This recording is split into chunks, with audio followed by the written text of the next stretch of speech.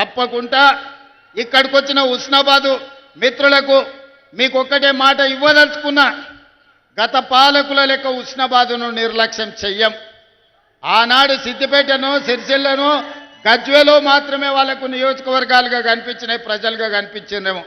మనం అట్లా కాదు, ఖచ్చితంగా అభివృద్ధి చేస్తాం. హుస్నాబాద్కు కావాల్సిన నిధులను మంజూరు చేసి ఈనాడు ముందుకు తీసుకెళ్తాం. అదేవిధంగా పెద్దలు వెంకటస్వామి గారు ఉన్నారు. గతంలో ఐటీఐలు అంటే కాలం చెల్లిపోయిన ట్రైనింగ్లు ఇచ్చేది.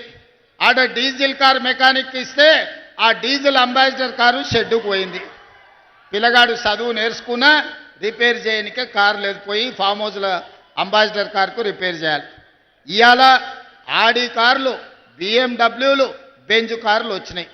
అందుకే ఇవాళ పిల్లలకు ట్రైనింగ్ ఇవ్వాలంటే ఐటీఐలను అన్నిటిని కూడా అడ్వాన్స్ టెక్నాలజీ సెంటర్లుగా ఈరోజు ముందుకు తీసుకెళ్తున్నారు వెంకటస్వామి గారు.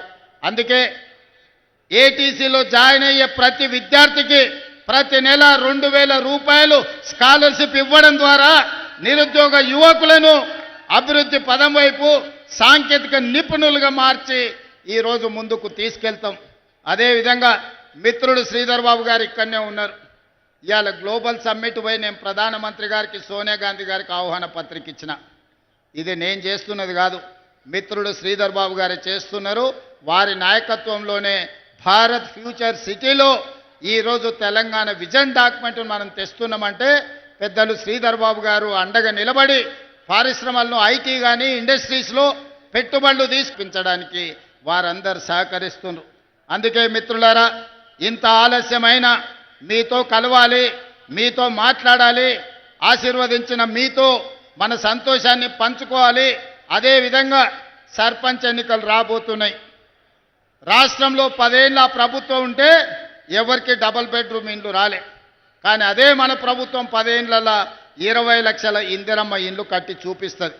ఇవాళ మీకు రేషన్ కార్డు వచ్చినా, ఇవాళ మీకు సన్నబియ్యం వచ్చినా, ఇవాళ మీకు ఇందిరమ్మ ఇల్లు వచ్చినా, ఇవాళ మీకు సారె పేరు మీద చీర, ఇందిరమ్మ చీర మీకు వచ్చినా, ఇవాళ మీకు 200 యూనిట్ల కరెంటు వచ్చినా, ఇవాళ మీకు 21,000 కోట్ల రైతు రుణమాఫీ జరిగినా, ఇవాళ మీకు రైతు భరోసా కింద 9 రోజుల్లో 9,000 కోట్ల రూపాయలు వచ్చినా, ఇవాళ నిరుద్యోగ యువకులకు మొదటి సంవత్సరమే 60,000 ఉద్యోగాలు వచ్చినా, ఇట్లా చెప్పుకుంటూ పోతే చాంతాడంత లిస్ట్ ఉంది.